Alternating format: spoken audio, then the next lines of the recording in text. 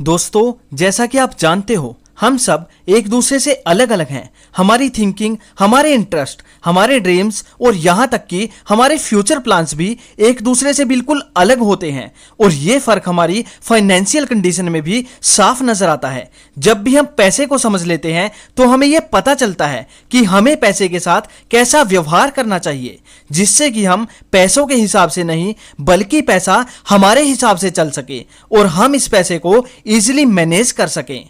The psychology of money book में बताया गया है कि पैसे के मामले में आपकी इंटेलिजेंस और आपकी नॉलेज काम नहीं करती हैं, बल्कि पैसों के साथ आपका बिहेवियर काम करता है कि आप पैसों के साथ कैसा व्यवहार करते हैं।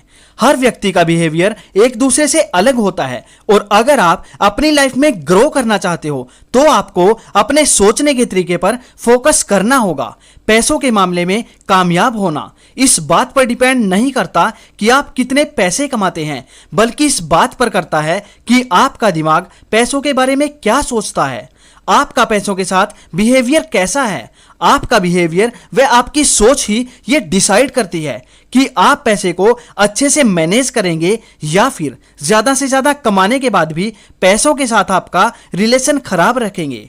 तो चलिए दोस्तों, देखते हैं कि पैसों को हम किन किन तरीकों से मैनेज कर सकते हैं। और यदि आप भी पैसों की कमी से जूझ रहे हैं या आप कम कमा पाते हैं तो आज का वीडियो आपके लिए बहुत ही खास होने वाला है। दोस्तों, इस वीडियो में हम मनी मैनेजमेंट के कुछ खास तरीकों पर बात करेंगे और अगर आप अपने पैसे को सच में मैनेज करना चाहते हो तो आपको भी मनी मैनेजमेंट के टिप्स को फॉलो करना ही होगा। जैसे कि ये देखना कि आप जो खरीद रहे हैं क्या आप उसे सच में अफोर्ड कर सकते हैं। कैरी सीगल द्वारा लिखी book why did not they teach me this in school में लेखक कहते हैं कि ये वो जगत है जहां ज्यादातर लोगों ने ये गलती की है कि हमें सब कुछ अभी ही चाहिए। हम उस वक्त का इंतजार नहीं कर सकते जब हम उन चीजों को अफोर्ड कर सकते हैं। किसी भी चीज को खरीदने से पहले ये जरूर सोचें कि क्या आप उसे सच में अफोर्ड कर सकते हैं और क्या आपको सच में उसकी जरूरत है भी या फिर नहीं। अगर आप उसे अफोर्ड नहीं कर सकते और उसके बावजूद भी आप उसे खरीदते हो तो आपको दिवालिया होने से कोई नहीं बचा सकता। अगर आप अपनी ख्वाहिशों और गैर जरूरी जरूरतों को कंट्रोल करोगे तो आपके पास इन्वेस्ट करने के लिए पैसा होगा और वक्त के साथ आपका पैसा बढ़ता चला जाएगा और आप फाइनेंशियली स्टेबल और सिक्योर हो जाओगे और आप उन सभी चीजों को बड़ी ही आसानी से खरीद पाओगे जिन्हें खरीदने के लिए एक टाइम पे आप अपना फ्यूचर तक को दांव पर लगाने जा रहे थे। मनी मैनेजमेंट के लिए यह समझना जरूरी है कि आपको किन चीजों की जरूरत है और किन चीजों की जरूरत नहीं है। अगर आप इन बातों को ध्यान में रखते हो तो आप ढेर सारे पैसे बचा सकते हो। अब चलिए इसे एक एग्जाम्पल से समझते हैं। मान लीजिए आप अपने कपड़ों का ध्यान अच्छे से रखते हैं तो इन कपड़ों की लाइफ डबल हो जाएगी उन कपड़ों की तुलना में जिनका ध्यान नहीं रखा गया। ऐसे में आपको जल्दी जल्दी कपड़े नहीं खरीदने पड़ेंगे और इस तरह से आप अच्छे खासे पैसों की बचत कर सकते हो। दोस्तों, मनी मैनेजमेंट पैसों को कहां पर इन्वेस्ट करना है सिर्फ इसे ही नहीं कहा जाता, बल्कि अपने पैसों को कहां पर खर्च नहीं करना है और कहां से पैसे बचाए जा सकते हैं, इसे भी मनी मैनेजमेंट कहा जाता है। मंथली प्लानिंग बनाएं और उस पर अमल करें। शुरुआत में तो ये थोड़ा कठिन हो सकता है लेकिन बाद में आपकी आदत बन जाएगी। इससे पैसों को ट्रैक और एनालाइज करना बहुत ही आसान हो जाता है। बजट बनाने का मतलब यह है कि आपके हर महीने होने वाले खर्चों की तुलना में ज्यादा पैसे आपके पास आने चाहिए। अगर पैसे कम आएंगे तो आप खर्च भी कम करोगे क्योंकि आप अपनी अर्निंग से ज्यादा खर्च नहीं कर सकते। हालांकि अगर आप बजटिंग को फॉलो करते हैं तो आप थोड़े ही समय में फाइनेंशियली सिक्योर हो जाओगे। दोस्तों, बजटिंग के 3 स्टेप्स बताए गए हैं। नंबर 1 है डिवेलपिंग, नंबर 2 है ट्रैकिंग और नंबर 3 है एनालाइजिंग। ये 3 स्टेप्स आपकी मनी मैनेजमेंट को काफी आसान बना देते हैं। सबसे पहले आता है बजट को डिवेलप करना, जिसमें आपको अपने खर्चों और अपनी इनकम को लिखना होता है और अपने लिए एक उपयुक्त बजट बनाना होता है। इसमें सैलरी, बोनस और एक्स्ट्रा इनकम को लिख लीजिए। दूसरी तरफ अपने सारे जरूरी खर्चों को ट्रैक करने के लिए हर महीने की 1 तारीख को अपनी परफॉर्मेंस को चेक करें। पिछले महीने के हिसाब से आप अगले महीने का बजट तैयार करें। शुरुआत के 1-2 महीने तो आपको ये काम मुश्किल लगेगा, लेकिन जैसे जैसे समय बीतता जाएगा आपको ये काम आसान लगने लगेगा। अब ये एनालाइज करें कि आपके बनाए हुए बजट में कौन कौन सी चीजें सही रही और कौन कौन सी चीजें गलत रही, कहां पर फिजूल खर्ची हुई और मनी मैनेजमेंट के नाम पर कहां पर सैक्रिफाइसेस किया गया, और जरूरत के हिसाब से उसे चेंज कीजिए। पर्सनल फाइनेंस सीखने के लिए कम से कम 1 घंटा हर रोज दें। हम सब जो सीखते हैं वही हम सब करते भी हैं। हम बिजनेस करते हैं पैसा कमाने के लिए, लेकिन जिस पैसे को हम कमाते हैं उस पैसे को मैनेज करना तो हमें आता ही नहीं है। हम पैसे तो कमा लेते हैं, लेकिन खुद को फाइनेंशियली सिक्योर कैसे करना है ये हमें मालूम ही नहीं होता।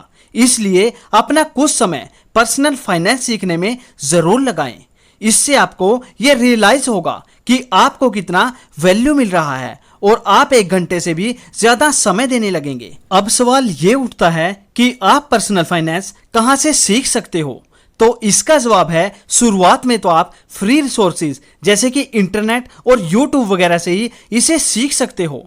आपको यूट्यूब पर पर्सनल फाइनेंस से रिलेटेड बहुत सी वीडियो मिल जाएंगी जहां से आप free of cost personal finance के बारे में अच्छे से सीख सकते हो। इसके अलावा आप अपने आसपास कुछ ऐसे लोगों को ऑब्जर्व कीजिए जिन्होंने बहुत ही कम समय में बहुत ज्यादा पैसा कमाया हो और अब अपनी लाइफ को एंजॉय कर रहे हों। ऐसे लोगों की डेली रूटीन को आप ऑब्जर्व कीजिए और हो सके तो उनसे बात करने की कोशिश कीजिए कि उन्होंने सक्सेस कैसे हासिल की। ऐसे लोग अपने एक्सपीरियंस को शेयर करने में पीछे नहीं हटते। आप उनसे बहुत कुछ सीख सकते हो। क्या आप ये जानते हो कि हमारी सबसे बड़ी प्रॉब्लम क्या है? हम पहनने के लिए 5,000 की ड्रेस नहीं चाहते।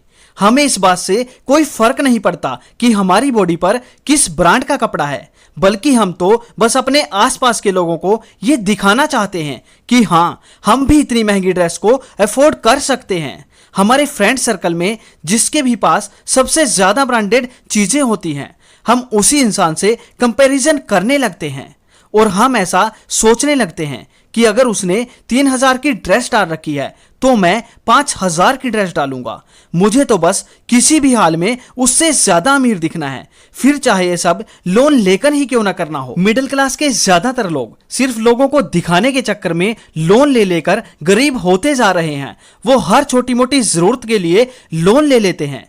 दोस्तों, लोन लेना कोई बुरी बात नहीं है, लेकिन तब जब आप उस पैसे को किसी ऐसी जगह पर इन्वेस्ट करो जहां से वो पैसा आपको और भी ज्यादा पैसा कमा कर दे। सिर्फ लोगों को दिखाने के चक्कर में अपनी पर्सनल जरूरतों को पूरा करने के लिए लोन लेना बिल्कुल भी सही नहीं है। अगर आप लोन लेकर अपने किसी मित्र, पड़ोसी या रिश्तेदार से अमीर दिखना चाहते हो तो आप ऐसा जरूर कर लोगे, लेकिन होगा यही कि कुछ दिन तो आप बंगले में रहोगे, उसके बाद आप रोड पर आ जाओगे।